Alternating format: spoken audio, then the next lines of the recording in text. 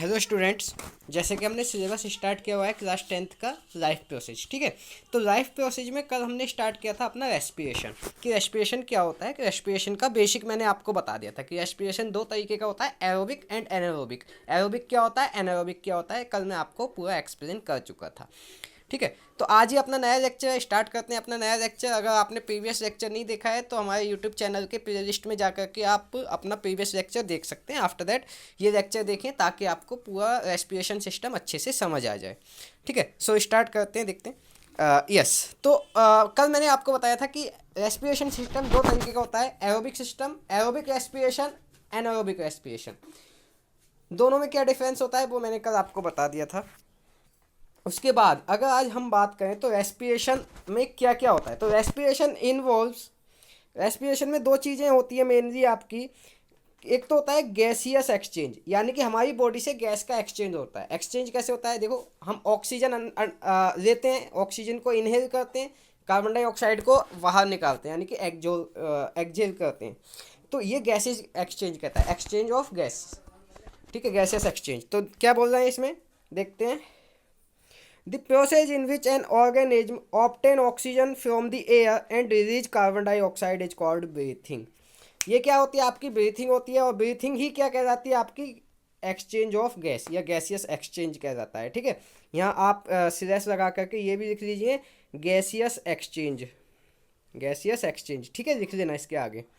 चलो, इसके आगे अगर हम बात करें दूसरा क्या होता है रेस्पिरेशन में, सेलुलर रेस्पिरेशन होता है। सेलुलर रेस्पिरेशन का मतलब क्या है, देखते हैं। The process of respiration release energy inside the cell and therefore ये FORE है, therefore called and cellular respiration।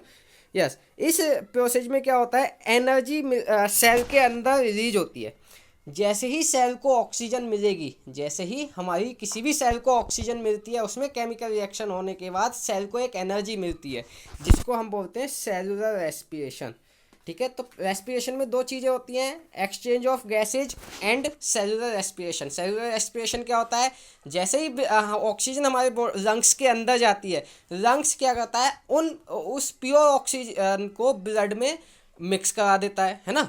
Heart के लंग्स से किस में जाती है, ब्लड में मिक्स हो जाती है हमारी ऑक्सीजन। उसके बाद हार्ट वगैरह पंप करता है प्योर ऑक्सीजन को, वो मतलब ब्लड पूरी बॉडी में सर्कुलेट होता है। उसके बाद वो अभी ट्रांसपोर्टेशन में पढ़ेंगे हम। जैसे ही ब्लड में ऑक्सीजन मिल जाती है तो ब्लड हमारी बॉडी के हर एक सेल में पहुंचता है, हर एक सेल में, छोटी से छोटी सेल के पास भी ब्लड होता है। तो ब्लड जैसे ही पहुंचेगा, ब्लड के अंदर ऑक्सीजन है, जैसे ही ऑक्सीजन हमारे बॉडी पार्ट्स को यानी कि सेल को मिलती है, सेल में एक केमिकल रिएक्शन होती है, उस केमिकल रिएक्शन होने के बाद सेल से एनर्जी मिलती है, सेल से एनर्जी रिलीज होती है। उसी को क्या बोलते हैं, सेलुलर रेस्पिरेशन, यानी कि the release of energy due to oxygen is called cellular respiration. ठीक है, चलो अब देखते हैं अब क्या होता है। अब रेस्पिरेशन में हमें पता है रेस्पिरेशन के थ्रू ही हमारी बॉडी चल रही है। अगर रेस्पिरेशन ना हो तो क्या होगा, तो देखो हमारी बॉडी में कई बार क्या होता है, हमें थकान सी लगती है। जैसे मान लो आप हिली एरियाज पर चले जाओ तो आपके पैरों में आपको लगेगा कि वहाँ बहुत आपको थकान लगने लगेगी, बहुत ऐसा लगेगा आप बहुत थक चुके हो। हालांकि आपने जो डेली वर्क डन करते थे उतना ही वर्क डन किया होगा, लेकिन हिली एरियाज में आपको थकान लगने लगेगी। क्यों, क्योंकि वहाँ ऑक्सीजन कम होती है। तो कई तरीके के हमारे रेस्पिरेशन होते हैं, मतलब अगर प्रोसेस में देखें तो देखो ये थोड़ा सा मैंने थियोटिकल लिखा है, इसको अभी मैं एक्सप्लेन करूँगा। इससे पहले आप एनसीईआरटी वाला एक डायग्राम देखें। तो एनसीईआरटी में ये डायग्राम दिया हुआ है, देखो क्या होता है हमारे रेस्पिरेशन में। जैसे ही हमारी बॉडी में, हम जानते हैं कि हमारी बॉडी में क्या होता है, एक ग्लूकोज बनता है, हम जो खाना खाते हैं उसका ग्लूकोज बनता है। तो ग्लूकोज जो होता है 6 कार्बन मॉलिक्यूल होता है। ग्लूकोज जो होता है 6 कार्बन मॉलिक्यूल होता है। ग्लूकोज का फॉर्मूला होता है C6H12O6, शायद आपने पढ़ा होगा। ठीक है, C6H12O6 कितने कार्बन का मॉलिक्यूलर फॉर्मूला है इसका, 6 कार्बन। तो ग्लूकोज जो है वो 6 कार्बन मॉलिक्यूल होता है। उसके बाद ये साइटोप्लाज्म में जाने के बाद हमारा ग्लूकोज 3 कार्बन के मॉलिक्यूल में टूट जाता है, जिसको हम बोलते हैं पाइरूवेट। ये ब्रेक होने पर हमारी बॉडी को एनर्जी भी मिलती है, यानी कि ग्लूकोज का ब्रेक डाउन हो जाता है 3 कार्बन मॉलिक्यूल में, जिसको हम बोलते हैं पायरूवेट। अब ये पायरूवेट क्या होता है? अब मान लीजिए आप अभी नॉर्मल प्लेन में है, मान लीजिए यूपी के प्लेन्स में है आप, जो प्लेन है बिल्कुल यूपी के, जहाँ मतलब मैं ये नहीं कह रहा, जहाँ मतलब मैक्सिमम ऑक्सीजन हो आपके पास, सफिशिएंट ऑक्सीजन हो, ठीक है। मान लीजिए आपके पास सफिशिएंट ऑक्सीजन है, तो क्या होगा, ये पायरूवेट रिएक्शन करता है फिर सफिशिएंट ऑक्सीजन के साथ, और क्या बनाता है, carbon dioxide, water plus energy.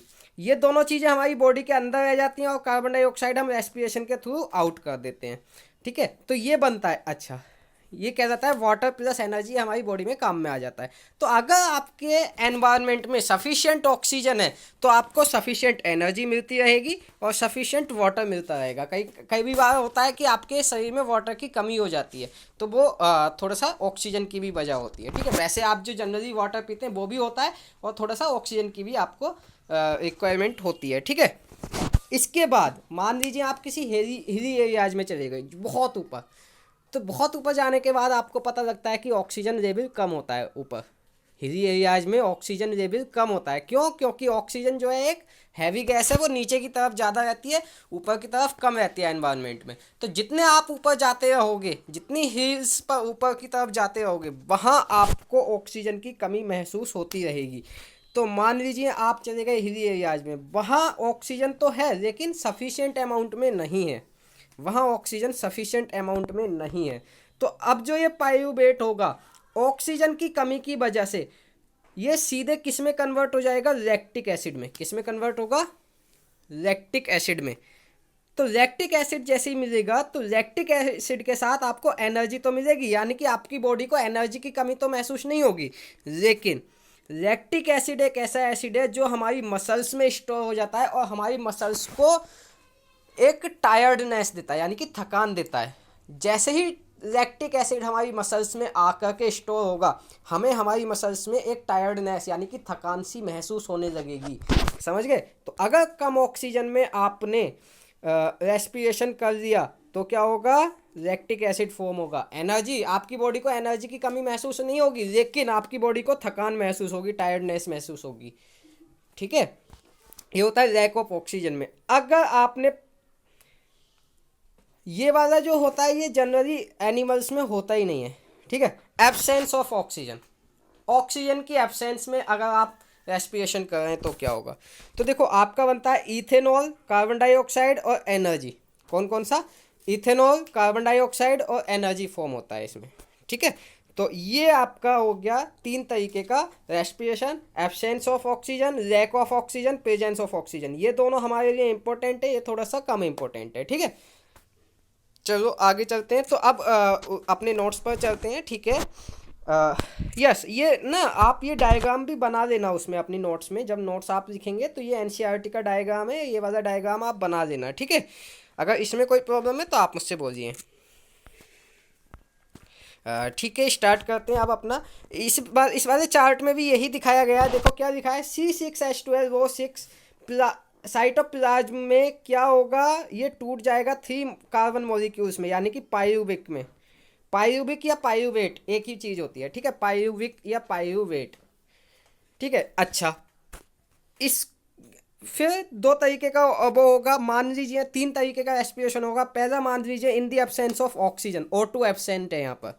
O2 की एब्सेंस में क्या बनेगा, इथेनॉल, कार्बन डाइऑक्साइड, यहाँ प्लस आएगा भाई, एरो नहीं आएगा, क्या आएगा यहाँ, प्लस आएगा। इसको करेक्ट कर देना, दिस इज प्लस एनर्जी मिलेगी हमें, ठीक है। इसको बोलते हैं प्रोसेस ऑफ फर्मेंटेशन। क्या बोला जाता है, प्रोसेस ऑफ फर्मेंटेशन, ठीक है। कैसे, it is the process of conversion of pyruvic acid into ethanol, carbon dioxide and energy, ठीक है। और ये ज़्यादातर पाया जाता है आपके ईस्ट में, YEAST, ईस्ट, ठीक है। तो ये होता है एब्सेंस ऑफ ऑक्सीजन में रेस्पिरेशन। इसका पूरा प्रोसेस मैं आपको एक्सप्लेन कर चुका हूँ, है ना। अब इनसफिशिएंट ऑक्सीजन, यानी कि कम ऑक्सीजन में आप रेस्पिरेशन करते हैं, हिली एरियाज वाला, तो क्या फॉर्म होता है आपका, लैक्टिक एसिड प्लस एनर्जी। इसको क्या बोलते हैं, accumulation of lactic acid causes muscles fatigue, it occurs after rigorous exercise मतलब एक डेली टाइप की, मतलब बहुत ज़्यादा हैवी एक्सरसाइज करने पर हमें ये वाला रेस्पिरेशन अचीव होता है। मान लीजिए आप एक हिली एरियाज का तो मैंने एग्जाम्पल दिया था। मान लीजिए आप हिली एरियाज में भी नहीं है, आप वहाँ हैं जहाँ ऑक्सीजन सफिशेंट अमाउंट में अवेलेबल है, लेकिन अब आप बहुत ज़्यादा काम कर रहे हैं और हमें पता है हम जितना ज़्यादा काम करेंगे, वर्क डन करेंगे, जितनी ज़्यादा मेहनत करेंगे, उतनी ही ज़्यादा ऑक्सीजन की हमें रिक्वायरमेंट होती है। तो अब क्या होगा, आपने जितना वर्क डन किया वो तो ठीक था, लेकिन आपने एक्चुअल में जितनी ऑक्सीजन थी एनवायरनमेंट में मैक्सिमम, उससे भी ज़्यादा वर्क डन, उससे भी हैवी एक्सरसाइज अगर आपने की तो भी आपको फैटिग यानी कि थकान महसूस होने लगेगी। और उसका कॉजेज क्या होगा, इनसफिशिएंट ऑक्सीजन की कमी। ठीक है, अगर इससे आगे हम बात करें तो अगर हमारा रेस्पिरेशन होगा इन प्रेजेंस ऑफ ऑक्सीजन की प्रेजेंस में, ये कहाँ होता है, माइटोकॉन्ड्रिया में होता है ये वाला रेस्पिरेशन। क्या बोलेंगे, कार्बन डाइऑक्साइड बनेगी, वाटर बनेगी और एनर्जी बनेगी। ठीक है, वाटर बनेगा, एनर्जी बनेगी। ठीक है, तो ये दोनों तो हमारी बॉडी में काम में आ जाएंगे। CO2 जो है वो एग्जॉस्ट हो जाएगा, मतलब हम एक्सहेल कर देंगे। ठीक है, तो ये होता है आपका रेस्पिरेशन इन ह्यूमन बींग्स या इन एनिमल्स। ठीक है, किस तरीके से होता है पूरा रेस्पिरेशन सिस्टम मैंने बता दिया। अच्छा, एक चीज़ मैं यहाँ पर सजेस्ट करूँगा आपको, आप क्या करेंगे, आप NCERT निकालिए और एक बार ये रेस्पिरेशन वाला जो टॉपिक है आपका, एक बार ये जो रेस्पिरेशन वाला टॉपिक है आपका, ठीक है, इसको पूरा NCERT से रीड आउट कीजिए। यहाँ से लेके ये यहाँ से लेकर के रीड आउट करना स्टार्ट करना है आपको, और इसके बाद कहाँ तक पहुँचना है, ये पूरा ये यस, ये पूरा आपको रीड आउट करना है, पूरा प्रोसेस कि क्या क्या होता है रेस्पिरेशन में यहाँ तक। ठीक है, अगर ये आपने रीड आउट कर लिया तो मैं गारंटी से कह सकता हूँ कि आपको रेस्पिरेशन सिस्टम में कोई भी प्रॉब्लम नहीं आएगी, कोई भी डाउट नहीं बचेगा आपका। समझ गए? चलो अब आगे स्टार्ट करते हैं रेस्पिरेशन इन प्लांट्स में किस तरीके से रेस्पिरेशन होता है। ठीक है, तो देखो रेस्पिरेशन करने में क्या क्या यूज होता है प्लांट्स का, वो देख लेते हैं पहले। यस, तो सबसे पहले तो आपके प्लांट्स की लीव्स यूज होती हैं। लीव्स क्यों यूज होती हैं, हमने पढ़ा है लीव्स में क्या होते हैं, स्टोमेटा होते हैं। स्टोमेटा कार्बन डाइऑक्साइड को इनटेक करते हैं और ऑक्सीजन को बाहर आउटलेट करते हैं, यानी कि एक्सहेल करते हैं। समझ गए? दूसरा यूज होता है आपका स्टेम, जो किसी भी प्लांट का स्टेम होता है उसको रेंटिकुलर बोलते हैं, रेंटिकुलर्स। ठीक है, उसके बाद यूज होता है आपका रूट किस काम में यूज आता है, रूट नीचे की तरफ की जो रूट की जो सरफेस है वो नीचे ज़मीन में से, सॉइल में से मिनरल्स को एब्जॉर्ब करती है। पता है आपको पता होगा, अगर हम कोई फसल उगाते हैं खेत में तो हम जो खाद डालते हैं, जो खाद होता है, मिनरल्स होते हैं अपने, वो ऐसा तो नहीं है पेड़ के ऊपर डालते हैं, प्लांट के ऊपर डालते हैं, हम तो ज़मीन में डालते हैं ना, अपने खेत के अंदर डालते हैं वो मिनरल्स।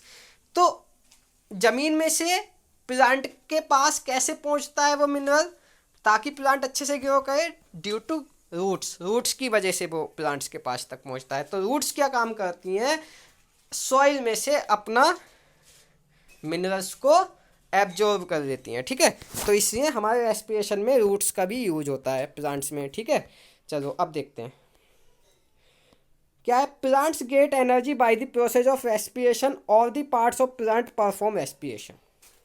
प्लांट्स को जो एनर्जी मिलती है वो भी रेस्पिरेशन के थ्रू ही मिलती है, हमें भी रेस्पिरेशन के थ्रू ही एनर्जी मिलती है। ठीक है, और प्लांट्स के सभी पार्ट्स में रेस्पिरेशन होता है। सेकेंड पॉइंट है, the roots of a plant take oxygen required for respiration from the air present in between the soil particle of the process of diffusion. Yes, इसमें इन्होंने रूट्स के बारे में बोला है। रूट्स क्या करती हैं,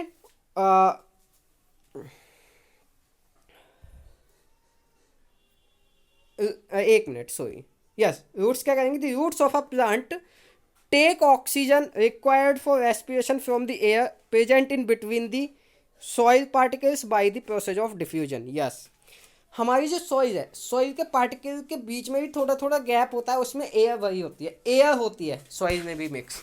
ठीक है, और एयर में क्या होती है, ऑक्सीजन होती है। तो जो रूट्स को रेस्पिरेशन मिलता है वो रूट्स उस सॉइल में से एयर यानी कि एयर को एब्जॉर्ब कर लेती है। ऑक्सीजन, इनको ऑक्सीजन की रिक्वायरमेंट नहीं होती, इनको कार्बन डाइऑक्साइड की रिक्वायरमेंट होती है।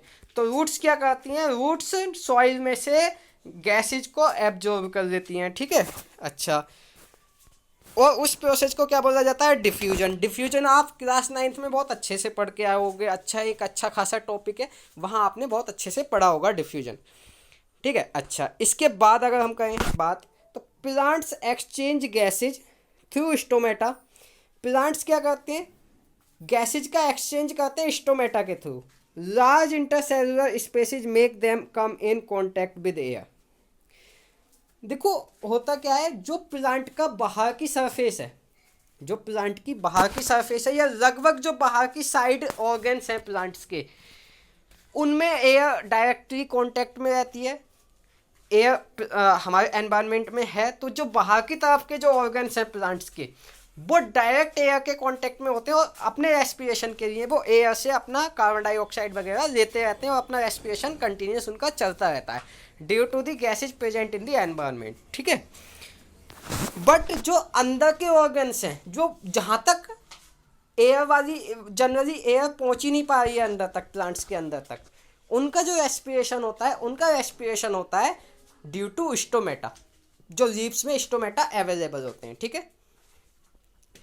अभी एक क्वेश्चन आएगा एनसीईआरटी में अपनी, कि हमारी बॉडी जो है, हमारी बॉडी भी डायरेक्ट एयर के कांटेक्ट में होती है, तो हमें लंग्स की क्या रिक्वायरमेंट होती है। भाई अगर डायरेक्टली एयर के कांटेक्ट में है, तो हमारी बॉडी भी एयर से सीधे सीधे ऑक्सीजन ले और सीधे सीधे बाहर निकाल दे। तो ऐसा क्यों नहीं होता है, तो उसका आंसर भी हम बताएंगे अभी चैप्टर कंप्लीट होने पर।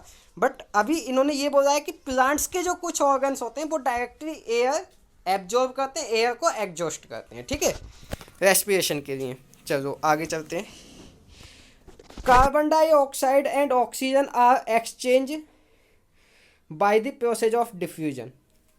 कार्बन डाइऑक्साइड और ऑक्सीजन जो प्लांट्स करते हैं ना एक्सचेंज, वो डिफ्यूजन के थ्रू करते हैं। एक तो स्टोमेटा वाला तो हमारी तरह ही होता है बिल्कुल। स्टोमेटा खुलेंगे, ऑक्सीजन यानी कि सॉरी एयर अंदर जाएगी, एयर में से कार्बन डाइऑक्साइड यूज हो जाएगी, बाकी की एयर बाहर आ जाएगी ऑक्सीजन में कन्वर्ट होकर के, ठीक है। तो वो होता है। अच्छा, तो ये हो गया प्लांट्स में, ये रेस्पिरेशन हुआ अपना प्लांट्स में। बताइए इसमें कोई डाउट आपको, रेस्पिरेशन इन प्लांट्स। अगर कोई डाउट हो तो आप मुझसे पूछ सकते हो, ठीक है। ये पूरा आपका वर्क है, रेस्पिरेशन इन प्लांट्स का इतना ही आपको लिखना है इसमें, ठीक है। सो अगर कोई डाउट है आपको तो आप मुझे बताइए, अदरवाइज आज हम यहीं तक कवर करते हैं, ठीक है। So okay, thank you.